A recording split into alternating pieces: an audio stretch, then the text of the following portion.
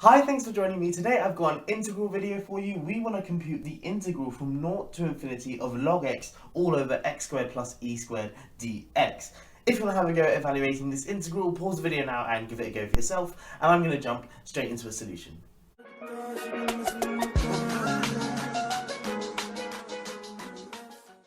Okay, so the way we're going to evaluate this integral is in fact by introducing a slightly more general integral which we're going to evaluate. That's the integral from 0 to infinity of log x all over x squared plus alpha squared dx, where alpha is just a positive real number, and then at the end we're just going to plug in alpha equals e, and that's going to give us our solution.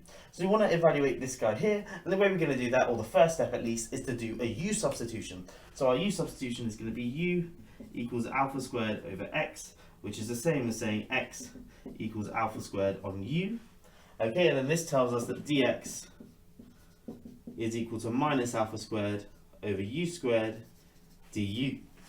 Sorry, that's not supposed to be a square there, that's just supposed to be a u. Okay, so dx is minus alpha squared over u squared du, and now what we're going to do is just plug that back into this integral here.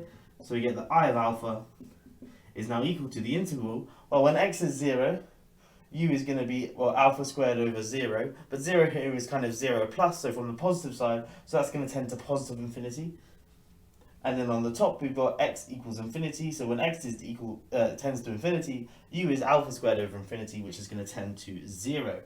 Okay, log of x now, well, log of x is just log of alpha squared over u, but then we can just use log rules to write that as 2 log alpha minus log u, like so.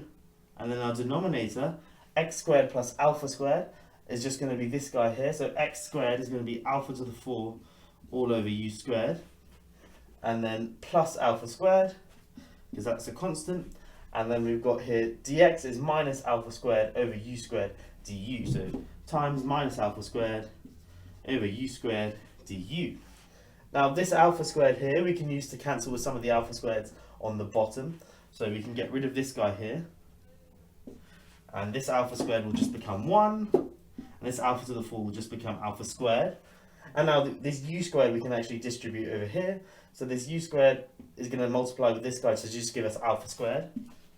And then, whoopsie, and then this 1 will just become plus u squared. And then we're left with a minus 1, but we can actually just use that to change the limits of integration, like so. So it's now the integral from 0 to infinity of 2 log alpha minus log u all over alpha squared plus u squared du. And now what we can do is just split this into two different integrals. So this is now the integral, or in fact we can take out the 2 log alpha from the first integral, because that's a constant with respect to u.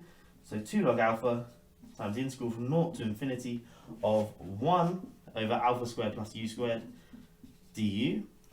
Then minus the integral from 0 to infinity of log of u all over alpha squared plus u squared du, like so.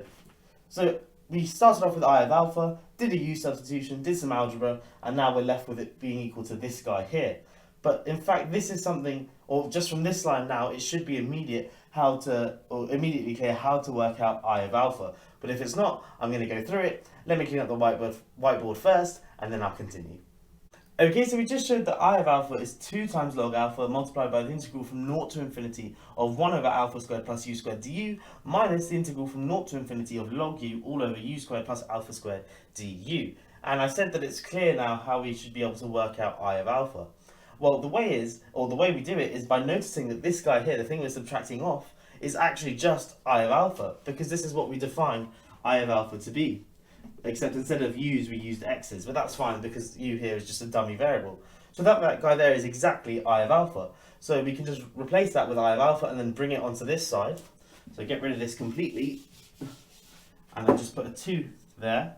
So 2I of alpha now is just equal to 2 log alpha multiplied by the integral from 0 to infinity of 1 over alpha squared plus u squared du. So we can just cancel these 2's.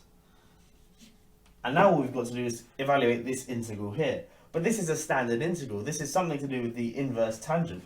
But more precisely, this is just equal to log of alpha multiplied by, and then the antiderivative of this guy here is just 1 over alpha times inverse tangent of u over alpha, like so. And that's between infinity and 0. When we plug in infinity into this guy here, we're going to get tan inverse of infinity over alpha which is just going to be infinity, and then inverse tangent of infinity is just pi over 2.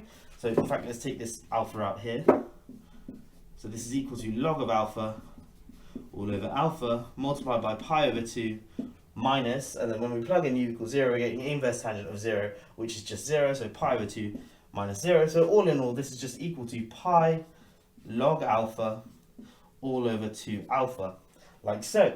So I of alpha we've shown is pi times log alpha all over 2 alpha, but remember at the start we wanted to do we didn't want I of alpha, we just wanted it with e in there. So if you just plug in alpha equals e, let's just get rid of this, we're going to get the integral from 0 to infinity of log of x all over x squared plus e squared dx is just going to be equal to pi times log of e all over 2e, but log of e is just 1, so this is just pi over 2e, like so, which is really nice because you've got pi and e in the solution there, which doesn't happen all too often.